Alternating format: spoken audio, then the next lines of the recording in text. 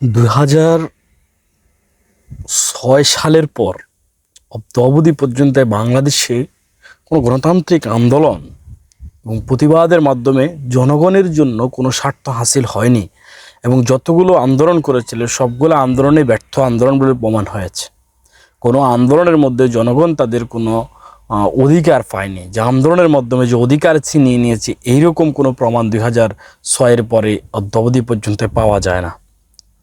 কিন্তু এই যে অধিকার না পাওয়ার, এই যে গণতান্ত্রিক পদ্ধতিতে আন্দোলন করার যে সিস্টেম, হরতাল করো, অবরোধ করো, মানববন্ধন করো, স্মারকলিপি দেওয়া, যতগুলা পদ্ধতি আছে সবগুলা পদ্ধতি এবং পর্যায় অনুসরণ করার পরেও কেন সেই মানুষের অধিকার নিশ্চিত হচ্ছে না? এর একটিমাত্র কারণ হচ্ছে যে দেশের মধ্যে গণতন্ত্র থাকার কথা ছিল, সে দেশের মধ্যে সেই পরিমাণ গণতন্ত্র না থাকার কারণে এই সকল আন্দোলন ব্যর্থ হয়েছে। এখন তাহলে মানুষের অধিকার নিশ্চিত করার জন্য কি প্রয়োজন?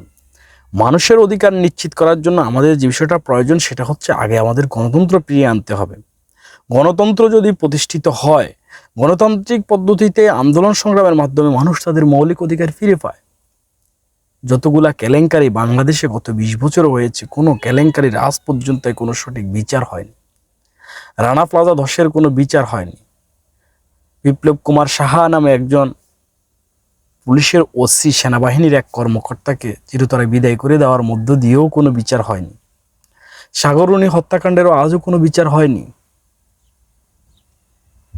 বাংলাদেশের ভারতের সাথে টিপাই এবং ফারাক্কা বাঁধ যে নির্মাণ করা হয়েছে, সেই যে বাংলাদেশের মরুভূমিতে বাংলাদেশকে পরিণত করেছে গ্রীষ্মকালে, আর বর্ষাকালে বাংলাদেশকে পরিণত করেছে সমুদ্রেতে, সে রায়ের প্রতিবাদে সেই চুক্তির প্রতিবাদে যত আন্দোলন হয়েছে, সে আন্দোলনগুলা কোনো ফলপ্রসূ হয়নি। ফারাক্কা এবং টিপাই বাঁধের বিষয়েও কোনো সঠিক সমাধান আসেনি। বিডিআর বিদ্রোহের হত্যাকাণ্ডেও কোনো সঠিক কোনো বিচার হয়নি এবং তা আজও উদ্ঘাটন হয়নি। এমনটা কেন হয়েছে? 5ই মেতে হেফাজতের উপরে যে নির্মম বর্বরতা নেমে এসেছিল, আজও তার তালিকা পর্যন্ত প্রকাশ করা হয়নি।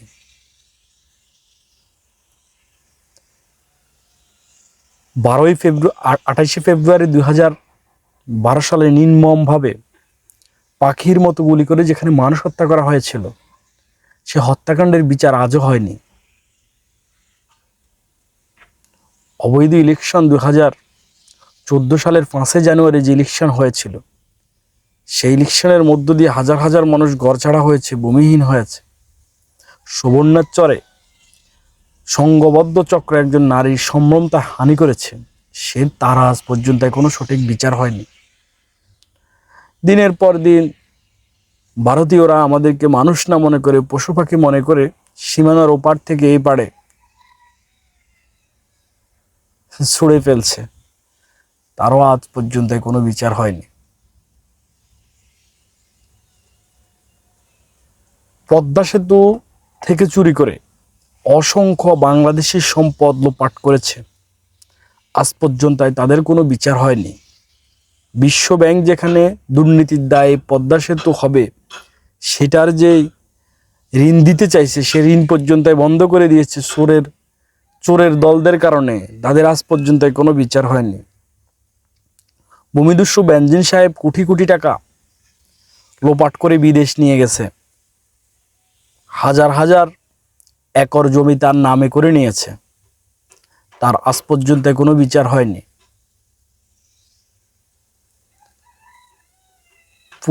সেনাবাহিনীর প্রধান এম.এ. আজিজ সাহেব কোটি কোটি টাকা পাচার করে দেশের বাইরে নিয়ে গেছে, আজ পর্যন্ত তার কোনো বিচার হয়নি।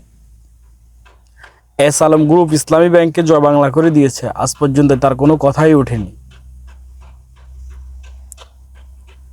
ক্ষমতার টাকার বলে ব্যবসায়িক ক্ষমতা পাওয়ারে মুনিয়া নামক এক মেয়ের সাথে পৃথিবীর সবচেয়ে নিকৃষ্ট কাজটি হয়েছে। সায়েম সোবান আনবির সাহেব বসুন্ধরা গ্রুপের আজ পর্যন্ত তার কোনো বিচার হয়নি। টাকার পাওয়ার সেটা শেষ হয়ে গেছে, কোনো সাংবাদিক এখনো কলম তোলে না বিষয়টা নিয়ে। এইভাবে একের পর এক বিশ্ববিদ্যালয়ের ছেলেকে শিবির বলে চিরতরে শেষ করে দেওয়া হয়েছে, তার কোনো কথাও হয়নি। আজকে বিশ্ববিদ্যালয়ে ছাত্ররা দাঁড়াতে পারে না, আজকে বিচার প্রার্থী মা বোন এবং বাবা আজকে আদালত পাড়ায় দাঁড়াতে পারে না।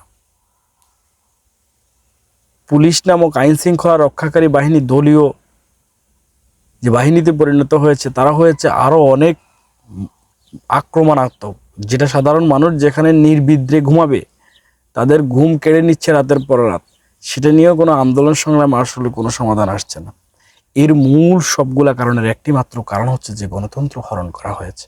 যে গণতন্ত্র যদি আবার ফিরে না আনা সম্ভব হয়, তাহলে আসলে আসলে এর আসলে কোনো সমাধান হবে না।